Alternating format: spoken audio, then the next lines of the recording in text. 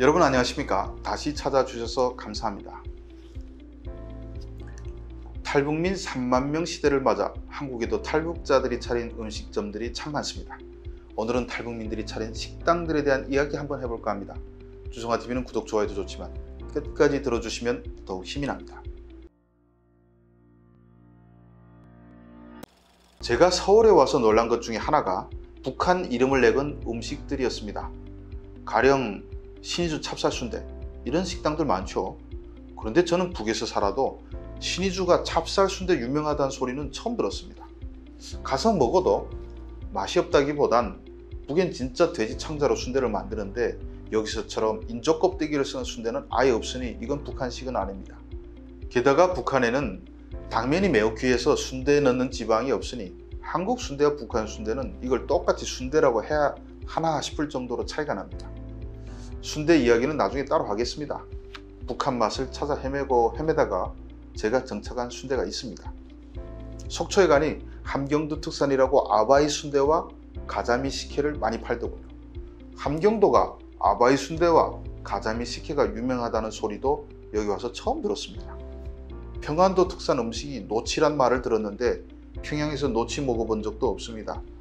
아바이 순대나 가자미 식혜가 1940년대 일제강점기에는 함경도 특산이었을 수도 있습니다. 그런데 북한 정권이 수립된 이후 전통적인 음식 문화가 사실상 죽어버렸습니다.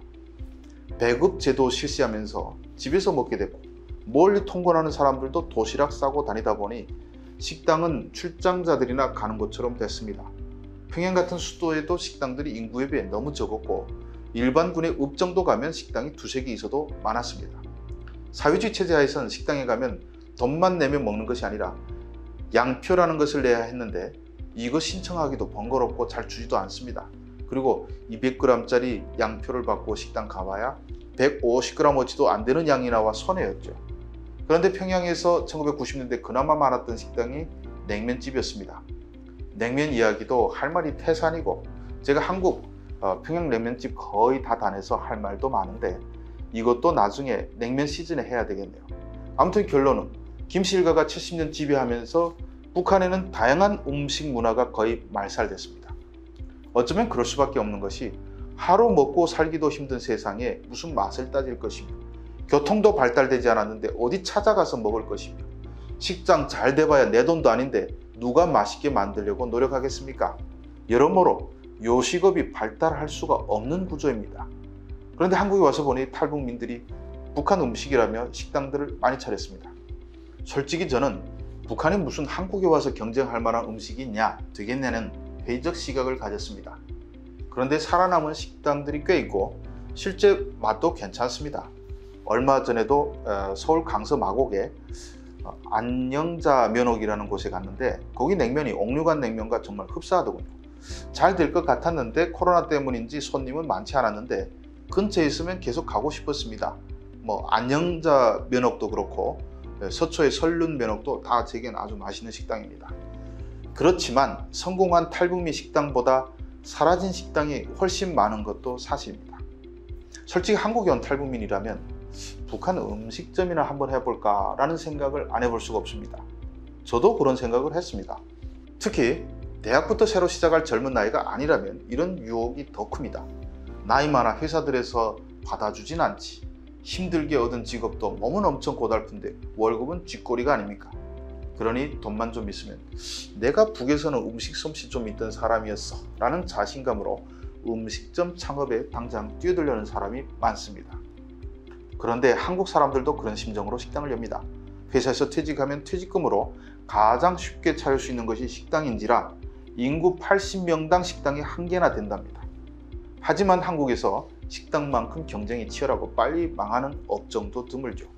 코로나 이전에도 식당의 폐업률은 94%나 됐는데 이는 100명이 식당을 낼 동안 94개의 식당이 문을 닫는다는 뜻입니다.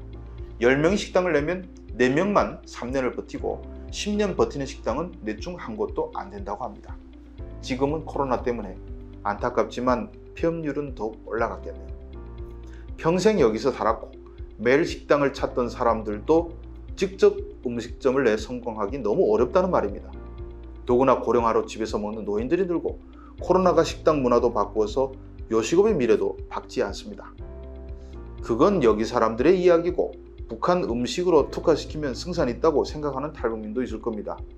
그런데 제가 한국에 20년 가까이 살면서 본 바로는 북한 식당은 한국 식당보다 더 버티기 힘들었습니다.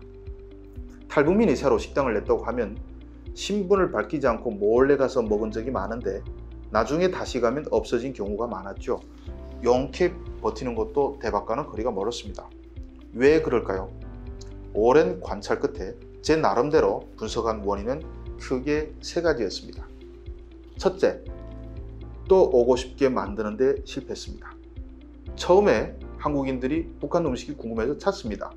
그래서 처음엔 좀 되는 것 같지만 점점 손님이 줄어듭니다.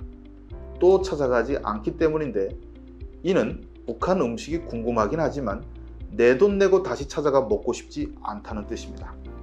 평생을 한국 음식에 길들여진 남쪽 사람들에게는 어쩌면 당연한 일이죠. 저만 해도 밥 먹으러 나가면 수백 개의 식당이 기다리고 먹고 싶은 음식은 무엇이든 주변에 거의 다 있습니다. 이런 환경에서 탈북 동포들을 위해 입에 안 맞아도 북한 식당에 갈 사람은 많지 않습니다. 손님을 끌려면 또 찾게 만들 매력의 맛이 있어야 하는데 북한에서 왔다는 음식으로는 그게 쉽지 않습니다. 솔직히 식당도 별로 없는 북한에서 우리가 무슨 음식다운 음식을 먹었을 것이며 한국 사람들의 입맛에 맞을 것이라고 장담할 만한 음식은 몇 가지나 있을까요? 저도 저번 추석에 북한에서 먹던 문어회와 오징어회를 만들어 감탄하며 먹었지만 이걸 갖고 식당 차리면 여기 사람들도 좋아할지 확신이 서지 않습니다. 둘째, 현지화에 실패하는 경우가 많습니다. 외유와 비슷한 이유로 북한 음식만으로는 승부가 안 되면 남쪽 사람들에게 먹힐 만한 메뉴도 만들어야 합니다. 사람이란 좋아하는 음식을 자주 찾을 수밖에 없죠. 그런데 탈북민이 한국 음식으로 여기 식당과 경쟁하긴 벅찹니다. 어떤 식당들은 탈북자 거주 밀집 지역에서 버티는데 식당에 가면 온통 북한 말투라 그러면 현지인들이 더 이질감을 느껴 오려 하지 않습니다. 셋째, 주방장 관리가 되지 않는 경우가 많습니다. 주방장은 식당의 맛을 책임지는 핵심인데 탈북민 식당들은 월급이 적어서인지 주방장이 자주 바뀌는 경우가 꽤 있습니다. 그러니 오늘 가면 이 손맛이고 내일 가면 저 손맛인데 이러면 사람들이 알아차립니다. 이외 서비스 친절도, 자본금 여력 등 여러 이유가 있습니다.